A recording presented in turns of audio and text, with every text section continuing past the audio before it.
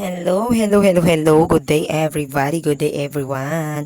Hello mga Mars ko. Welcome na naman ulit sa another na party ng buhay ko.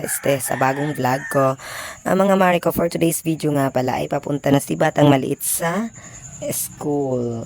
So ayan mga Mars ko.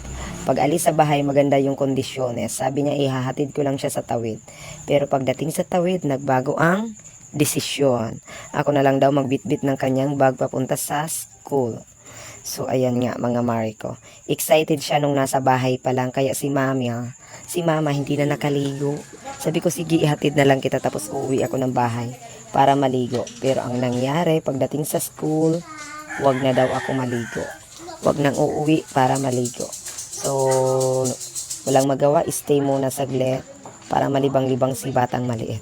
So, ayan mga Mars ko, sa part na yan, si Batang Maliit ay magpapakilala sa kanyang